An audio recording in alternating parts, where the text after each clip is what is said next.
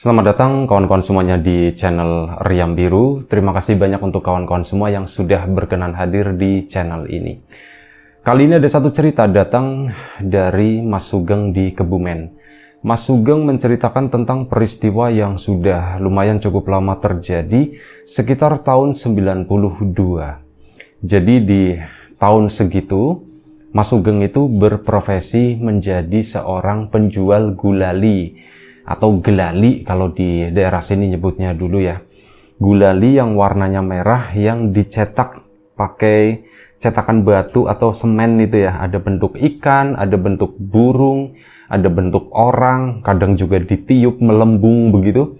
Ya, seperti itu. Mungkin kawan-kawan yang mengalami masa-masa itu pernah melihat gulali yang seperti itu tadi, seperti yang disebutkan. Nah, Mas Sugeng adalah salah satu penjualnya, itu dari tahun 90-an. Jadi di tahun 92 masih di daerah Kebumen sana, tapi dia itu berusaha mencari peruntungan di daerah lain. Akhirnya apa? Merantau ke kampung yang berbeda, dan rasa-rasanya untuk pulang pergi kayak gitu ya, dari rumah ke kampung tersebut itu terlalu jauh. Udah kayak gitu, ada masalah di kampungnya di sana. Mas Sugeng sendiri di tahun segitu ceritanya itu punya hutang sama tetangganya yang juga saudaranya, dan Mas Sugeng ceritanya kabur begitulah, kabur karena memang belum bisa bayar. Jadi dia udahlah, aku mau memperbaiki diri, aku mau nyari uang, kalau memang nanti udah dapat banyak baru aku balik kampung lagi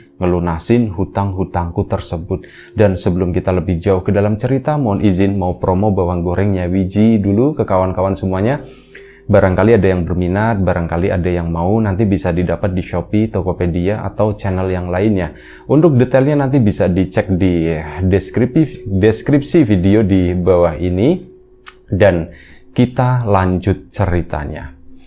Mas Sugeng sebelumnya itu pernah dapat omongan gak enak dari tetangga sekaligus saudaranya tersebut. Ya memang Mas Sugeng salah gitu ya. Jadi dia tuh hutang yang memang sebenarnya gak terlalu banyak, tapi mungkin berhutangnya sama orang yang salah. Jadi dari awal hutang aja itu semua warga gitu ya, hampir semua warga itu tahu gitu. Disiarkan itu Sugeng kemarin datang ke aku itu minjem duit sekian. Padahal baru 2 hari Mas Sugeng minjem gitu ya, tapi orang itu kok pada tahu semuanya gitu. Orang tuanya Mas Sugeng juga, "Geng, kamu kemarin katanya minjem uang sama si Sartono gitu ya." Kok Bapak tahu? Iya, orang itu pada ngomongin semuanya. Sartono itu siaran, katanya Sugeng itu kemarin minjem uang segini gitu. Dan Mas Sugeng dari situ kan mulai nggak nyaman gitu ya. Lah kok ini seandainya uangku masih ada, tak balikin aja gitu ya. Tapi uang tersebut itu udah kepakai dan aku nggak tahu gimana cara balikinya. Waktu pun berjalan dan kayak gitu. Sartono itu mulai nagih sih Mas Sugeng tadi. "Geng, ayo buruan Geng. Ayo buruan Geng." "Aduh Mas, saya belum ada Mas." "Ah, kamu gimana sih?" Itu siaran lagi. Hutangnya gampang, giliran ditagih itu susah banget kayak gitu. Padahal di satu sisi si Pak Sartono tadi memang orang yang berada begitu ya. Duit yang dipinjamkan ke Mas Sugeng tadi itu sebenarnya nggak seberapa, sementara uang untuk Mas Sugeng itu sangat berarti gitu, sangat benar-benar berharga. Dan waktu itu Mas Sugeng kan memang kondisinya masih sendiri ya. Akhirnya lah udahlah, daripada kayak gini aku di kampung ini juga belum bisa bayar hutang-hutangku, mending aku merantau dulu deh. Cuman merantaunya juga nggak tahu mau merantau yang jauh ya kemana. Akhirnya udahlah aku pindah kampung gitu ya. Kaburlah Mas Sugeng dari tempat tersebut. Udah izin sama orang tuanya, "Pak, Bu, aku malu kalau tinggal di kampung ini, jadi aku mau merantau dulu, aku mau pergi dulu dari kampung ini sebentar gitu." "Iya Geng, tapi tetap ya hutang kamu dibayar." "Iya Pak, ini makanya aku mau nyari di sana. Kalau memang udah dapat, udah terkumpul, bakal aku bayar Pak, bayar lunas," katanya. "Ya sudah, sana kamu pergi." Akhirnya Mas Sugeng pun pergi, nyarilah tempat untuk tempat tinggal. Ya, mulai nanya-nanya begitu kan. Ada rumah enggak, ada kos-kosan enggak, ada kontrakan enggak. Dan Dalam kurun waktu yang lumayan cukup cepat, itu dapat informasi dari warga sekitar, oh ada mas, ini mas, cuman ya rumahnya begitu, ya rumah begitu gimana, yes pokoknya rumah di bagian belakang katanya begitu kan. Akhirnya ya sudah, saya mau nengokin. Akhirnya datanglah ke sana, ditunjukin, memang di bagian depannya itu ada rumah tua, yang nunggu itu nenek-nenek sama ada anaknya, suami istri beserta keluarganya gitu. Nah ini di bagian belakang area kamar mandi ke sana itu kan deket sama kebonan, ada satu bangunan yang dari anyaman bambu, ada rumah gubuk di situ, ada 2 kamar di sana. Nah itulah yang ditawarkan ke Mas Sugeng. Ini mas ada tapi tempatnya begini. Mas Sugeng pun ya sudah, ndak apa-apa, mau tempat kayak gini ini juga nggak beda jauh dengan rumahku di kampung di situ ya. Pak ini berapa ya Pak ya sewanya? Sewanya nggak mahal kok, memang harganya itu murah. Dan Mas Sugeng itu bilang, Pak kalau misal boleh, saya itu bayarnya bulan depan gimana? Oh ya sudah mas, nggak apa-apa, kata si yang punya rumah gitu. Ya udah nggak apa-apa mas, bulan depan juga nggak apa-apa. Sampai nempatin dulu, setelah itu baru bayar. Tapi ya kalau bisa sampai jangan kabur ya mas ya. Nggak pak, saya nggak kabur pak gitu. Ya sudah kalau kayak gitu. Akhirnya Mas Sugeng pun nempatin rumah tersebut, rumah gubuk tersebut. Rumah 2 kamar, jadi begitu masuk, ini sebelah kanan itu udah diseket, kamar pertama, kamar kedua. Di sininya sebelah kiri itu kosong, kayak semacam ruang tengah, tapi memang nggak ada apa-apanya, cuman ada tempat kayak buat rebahan, ada rusbang di situ ya.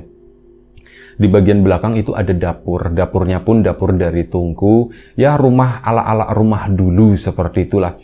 Kalau dibilang serem, iya serem, karena beberapa warga gitu ya, itu pun sempat ngomong sewaktu Mas Sugeng nengokin ke sana, kan ada beberapa warga, Mas di sini tuh angker mas katanya begitu. Oh angker ya pak ya. Mas Sugeng udahlah gitu, nggak mikirin yang seperti itu. Alhamdulillah aku dapat tempat, aku boleh bayarnya bulan depan, ya sudah gitu ya. Masalah angker kayak gitu singkirin lah, pikirnya Mas Sugeng. Yang penting udah aku mau coba hidup tenang di tempat ini. Mas Sugeng pun menempati rumah tersebut, tapi dengan satu catatan. Di sana itu kan ada 2 kamar. Nah, kamar yang boleh ditempatin oleh Mas Sugeng itu adalah kamar yang paling belakang, yang sebelahan sama dapur, deket sama tungku. Kamar yang bagian depan, itu posisinya, pintunya itu ketutup. Pintunya itu masih pakai kayu yang sederhana gitu ya. Dan ininya pun nutupnya itu masih pakai kawat digembok kayak gitu. Dan ya, Mas Sugeng nggak tahu di dalam kamar itu isinya apa, dia pun nggak mikirin buat ngintip atau apapun itu. Yang jelas, sekat antara kamarnya Mas Sugeng dan kamar yang pertama tadi, itu cuman sekat anyaman bambu. Kapan waktunya Mas Sugeng mau itu bisa ngintip di dalam sana itu ada apa. Tapi hal itu nggak dilakukan oleh dia sampai kurang lebih sekitar 1 minggu tinggal di tempat tersebut. Selama 1 minggu awal, Mas Sugeng pun mulai aktivitas keliling, jualan gulali tersebut, masak itu di tungku sana, di dapur sana, pagi-pagi belanja gula dan sebagainya, bahan-bahannya nanti mulai diolah, nanti sekitar jam 9 mulai berangkat, pakai gerobak dipikul begini, gerobaknya itu warnanya biru.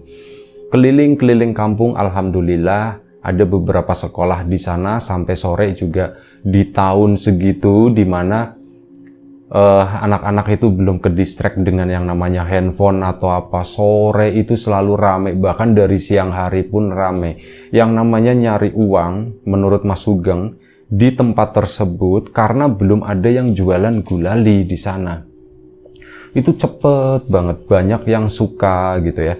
Dan singkat cerita, Mas Sugeng itu dalam waktu kurang lebih sekitar 1 minggu tersebut sudah memiliki tabungan, ada uang lebih lah, alhamdulillah. Ini tak pisahin, nanti ini buat bayar utangnya Sartono, yang ini nanti buat bayar kontrakan bulan depan, dan sisanya ini buat aku belanja sama buat aku makan katanya.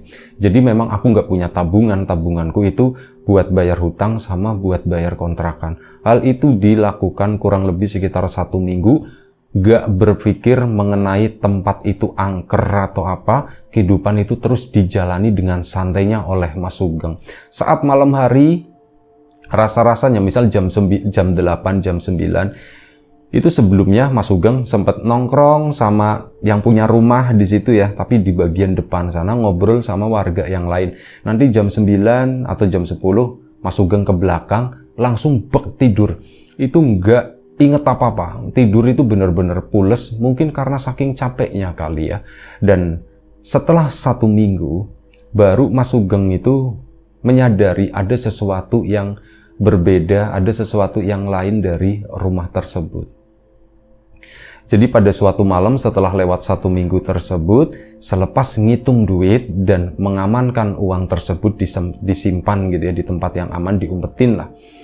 Mas Sugeng pun rebahan. Dia belum pulang sama sekali dan keinget dengan ya kampungnya, keluarganya dan sebagainya. Sebentar lagi hutangku itu mau lunas. Aku sebentar lagi mau pulang ke sana, mau tak bayarin lah. Mungkin 3-4 hari ke depan kalau rezekiku lancar, aku mau lunasin hutangku. Dan malam itu dia pun berpikir, tidur pun agak sedikit lumayan cukup terlambat.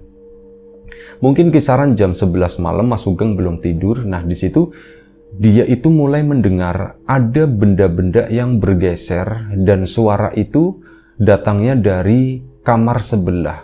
Serak gitu, kayak mirip suara asbak yang digeser di atas meja. Serak gitu.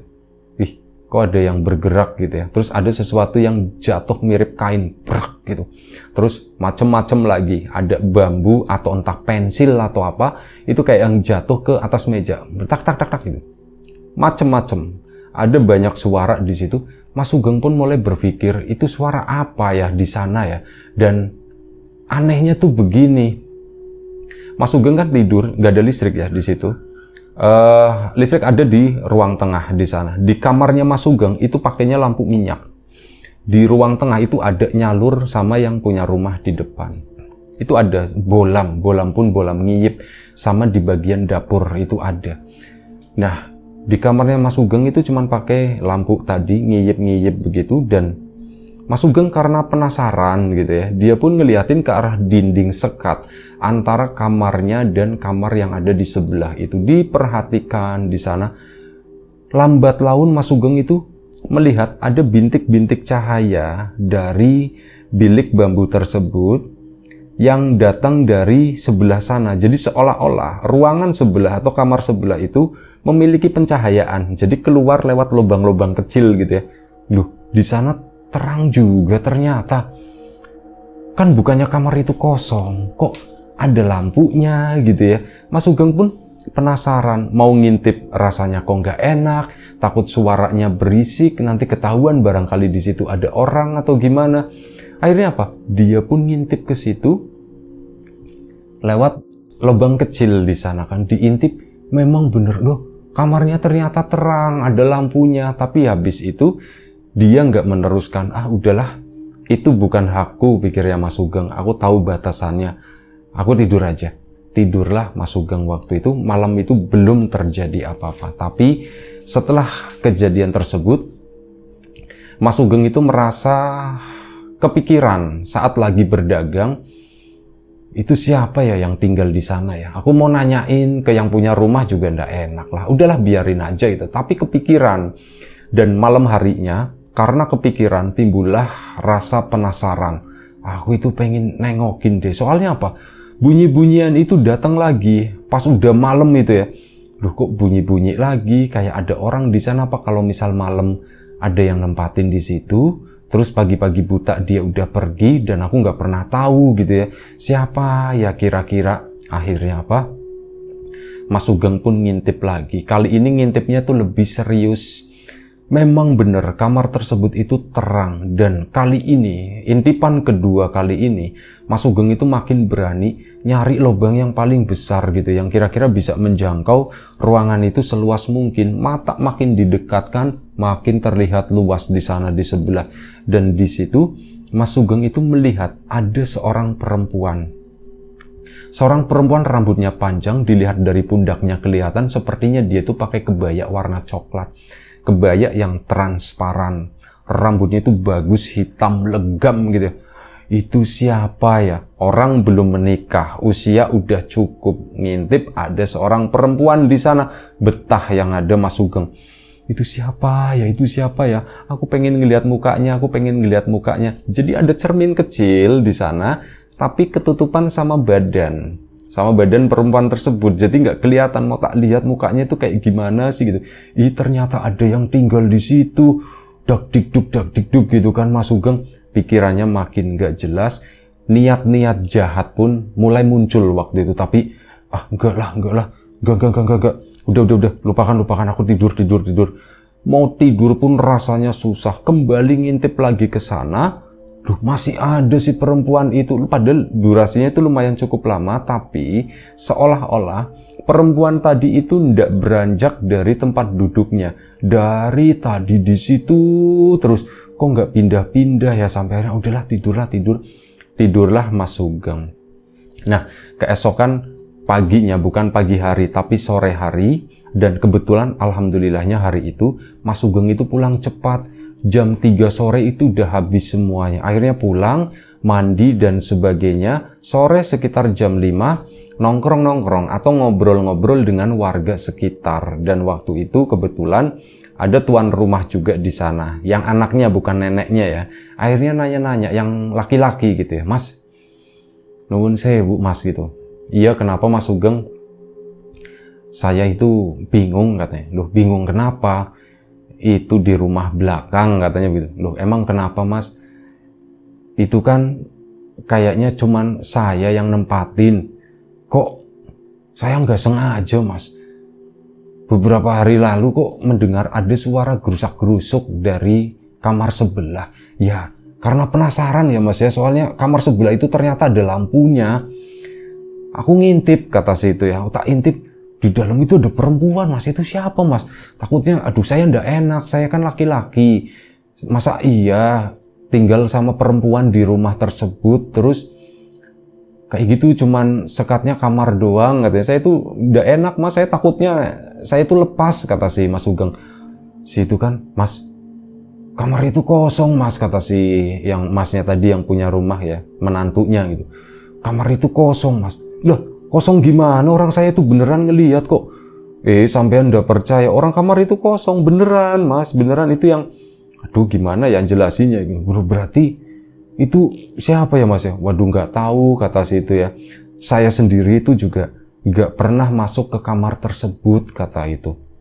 Soalnya ya saya nggak tahu. Saya nikah sama istri saya kan menantu di sini Mas, dan memang ya nggak boleh, intinya begitu. Udah nggak usah ngurusin rumah yang di belakang, apalagi kamar yang depan itu dikunci itu, kata si Masnya tadi. Dan ya udah, karena udah dibilangin begitu, saya pun nggak nyari info. Dan akhirnya apa, si mas-mas tadi ngomong sama istrinya, Dek sini, katanya. Iya Mas, kenapa Mas? Ini si Sugeng. Kenapa Sugeng? Kenapa Mas Sugeng gitu kan? Kenapa Geng? Manggilnya nama doang karena mereka berdua itu lebih tua. Kenapa Geng? Itu Mbak, kamar sebelah Mbak, itu kayak ada orangnya. Kayak ada orangnya, kamu lihat Geng? Kata. Iya Mbak, aku ngelihat Mbak gitu. Itu ngeliatin ke arah suaminya gitu kan. Emang kenapa sih? Dek ditanya sama suaminya, emang kenapa sih? Aku juga nggak tahu loh masalah kamar itu. Mas gimana ya gitu ya. Ya udah, nggak apa-apa, cerita aja. Mas Sugeng, tapi sampean nggak apa-apa kan? Enggak, saya nggak apa-apa. Saya tuh nggak sengaja ngintip, di dalam itu ada perempuan, katanya begitu. Nah, si yang tadi istrinya pun agak lumayan kaget gitu. Ada perempuan Mas? Iya, ada perempuan. Kayak salah tingkah begitu ya. Udah, nggak apa-apa, ceritain kenapa sih Dek? Lagian Mas juga nggak tahu nih ada cerita apa di kamar sebelah itu, kamar belakang. Ini Mas, jadi aduh gimana ya, nanti Mas Sugeng takut gitu. Lah enggak lah Mbak, lah saya itu orang yang udah pasrah, katanya. Saya itu udah lah bodo amat dengan yang seperti itu. Oh gitu ya Mas ya, beneran enggak apa-apa ya Mas ya, beneran. Jadi gini Mas, itu tuh adik saya, katanya. Hah? Adiknya Mbak? Iya, cuman oh ya, pertama Mas Sugeng nanya dulu, kenapa di situ Mbak, dikurung di situ Mbak, pintunya dikunci. Enggak dikurung Mas, kata si perempuan tadi. Enggak dikurung Mas. Lah terus gimana? Adik saya itu udah meninggal Mas gitu. Hah? udah meninggal katanya. Iya, itu dulu kamar adik saya sebelum rumah ini dibangun. Kami semua itu nempatin rumah di belakang saat orang tua kami masih ada gitu ya. Saat orang tua kami masih ada, kami nempatin di belakang sana. Tapi karena orang tua kami nggak ada, ya orang tua kami udah nggak ada maksudnya. Terus ya ada rezeki, kami mulai bangun rumah yang di depan ini, Mas. Oh begitu. Jadi adik saya itu dulu depresi, Mas. Semenjak bapak sama ibu meninggal, jadi bapak sama ibu itu meninggalnya dalam waktu yang dekat, Mas, cuman 2 minggu katanya. Dan ya adik saya depresi, dia itu nggak mau keluar kamar sama sekali, cuman mengurung di sana. Dan ya kami kecolongan, katanya begitu loh. Kecolongan gimana, Mbak? Ya tiba-tiba ya adik kami itu udah meninggal. Memang setiap hari kami tengokin ke sana. Hari sebelumnya itu masih baik-baik aja, cuman pas hari selanjutnya itu dia posisinya tuh lagi duduk di depan cermin di sana ya, Mas ya. Terus ya biasa tak beginiin, Yanti makan dulu nih kata. Lagi tak beginiin, tahu-tahu tiba-tiba brek dan adik saya itu udah ndak ada, Mas Sugengnya di sana. Waduh gitu kan. Mbak, kok mirip dengan apa yang aku lihat ya, Mbak ya. Perempuan itu duduk di depan kaca, Mbak, tapi sayanya begini-begini itu nggak pernah ngelihat gitu, nggak pernah ngelihat mukanya itu seperti apa. Ya udahlah, Mas, nggak usah dibahas lagi katanya. Iya Mbak, iya Mbak. Nah, mulai detik itu Mas Sugeng tumbuh yang namanya rasa takut. Asem, mendingan aku nggak ngerti kalau kayak gini. Itu pernah ada yang meninggal di situ dan aku ngelihat sepertinya gitu. Itu udah mulai kepikiran seperti itu ya. Bahkan waktu maghrib pun masuk ke dalam rumah tersebut, itu kayak ngeliatin, aduh ini di dalam masih ada nggak ya. Dia pun masuk ke dalam kamar sana, ganti baju, berangkat ke musola. Pulang dari musola pun makin takut gitu ya. Aduh, perasaanku ndak enak banget. Dia udah masuk kamar gitu ya. Perasaanku ndak enak banget begini. Dan malam itu kedengeran pula ada beberapa benda yang digeser seperti pas awal. Kali ini tuh lebih rame. Sama apa? Ada suara perempuan itu ketawa, tapi ketawanya tuh ketawa tipis, kayak ketawa perempuan yang lagi malu atau gimana. Mas Sugengnya, lah kok ada perempuan ini, jangan-jangan adiknya si itu lagi gitu kan. Mas Sugeng awalnya nggak berani atau nggak ada niatan buat ngintip, tapi karena itu tadi suaranya begitu menggoda dan apa yang dilihat sama Mas Sugeng sebelumnya itu juga pemandangan yang lumayan cukup bagus lah untuk seorang laki-laki yang belum menikah gitu ya. Dia pun memutuskan untuk ngintip lagi. Diintip di sana ternyata memang beneran ada seorang perempuan dengan baju yang sama, pakai kebaya warna coklat tua dan rambutnya itu digerai di belakang, panjang rambutnya, duduk di depan cermin. Mas Sugeng begini ngelongok-ngelongok, kok nggak kelihatan mukanya, ketutupan cerminnya itu sama kepalanya itu ya, kepala perempuan tadi. Ditungguin, berharap Mas Sugengnya nengok dong kayak gitu kan. Aku penasaran wajahnya itu seperti apa, kayaknya cantik banget pikirnya Mas Sugeng. Dan tiba-tiba si perempuan itu tuh nengok gitu, langsung kepalanya tuh ngadepnya tuh ke belakang, enggak nyamping begini lagi, kepalanya tuh kayak muter ini sampai rambutnya itu kayak, ya ini kan diputer rambut ke belakang gitu, itu kayak nyingset di lehernya kayak gitu, set. Mukanya, kata si Mas Sugeng, mukanya sih bener halus begitu ya, cuman matanya tuh gede banget kayak bola tenis, gede banget gitu. Mulutnya itu ngangak begini, ngeliat ke arahnya Mas Sugeng.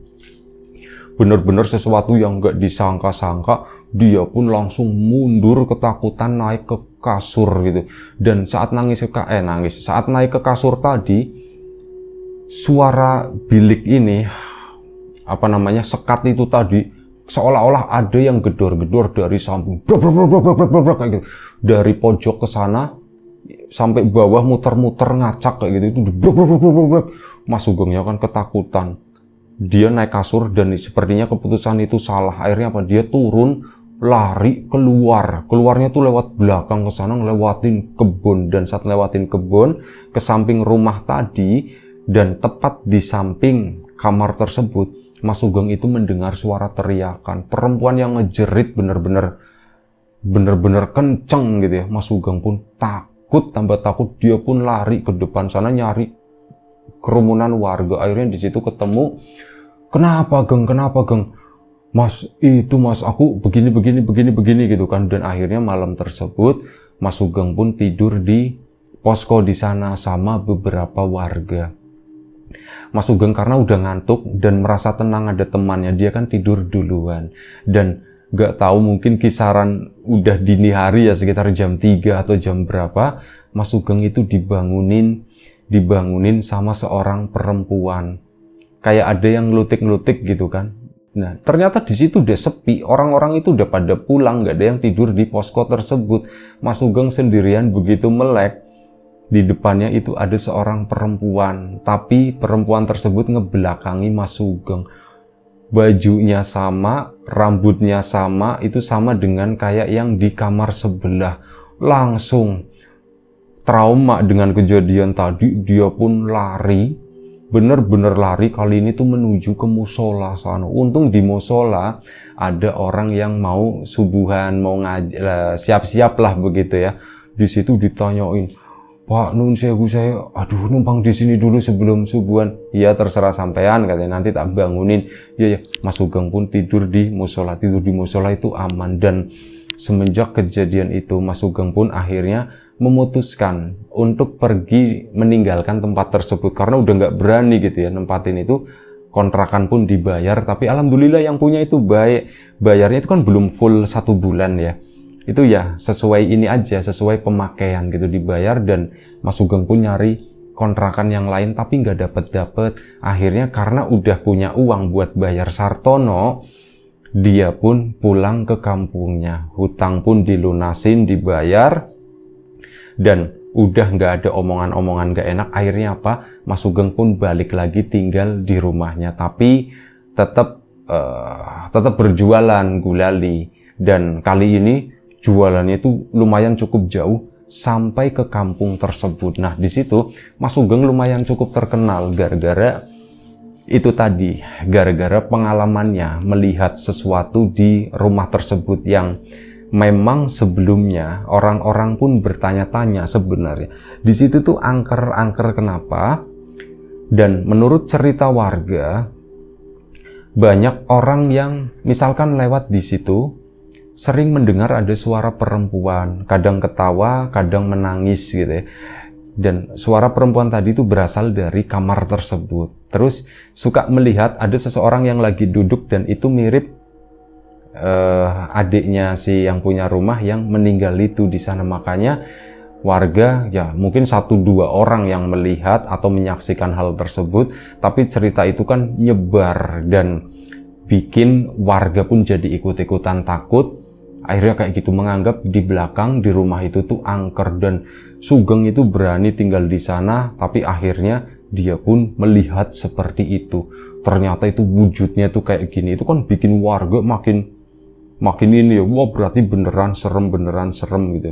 Dan ya Mas Sugeng sendiri meminta maaf hal tersebut ke yang punya rumah. Saya itu minta maaf, mungkin kalau nggak ada saya nggak mengalami begitu, mungkin nggak ada orang tahu gitu. Udah nggak apa-apa Geng, udah kamu tenang aja. Akhirnya hubungannya pun tetap baik gitu ya. Dagang mampir ke sana kayak gitu, dapat minum dan sebagainya. Pokoknya semuanya itu lancar. Itu aja satu cerita dari Mas Sugeng. Terima kasih banyak. Kawan-kawan di rumah juga terima kasih banyak atas support dan dukungannya apapun itu. Kawan-kawan subscriber, kawan-kawan membership, kawan-kawan yang udah kasih support dalam bentuk super thanks ke Riam Biru, kawan-kawan yang udah ngasih like, udah nge-share ke yang lainnya, juga kawan-kawan yang udah ninggalin komentar, kawan-kawan yang sudah membeli bawang gorengnya wijinya juga terima kasih banyak. Sesuatu yang sederhana mungkin tapi sangat berharga buat kami. Baik, doa terbaik dari kami untuk kawan-kawan semua, semoga selalu diberi kemudahan dalam hal apapun, termasuk kemudahan dalam hal rezeki, yang sakit segera diberi kesembuhan, yang sehat tetap dijaga kesehatannya. Selamat menunaikan ibadah puasa bagi kawan-kawan yang menjalankan, jaga kesehatan kawan-kawan semuanya. Assalamualaikum warahmatullahi wabarakatuh.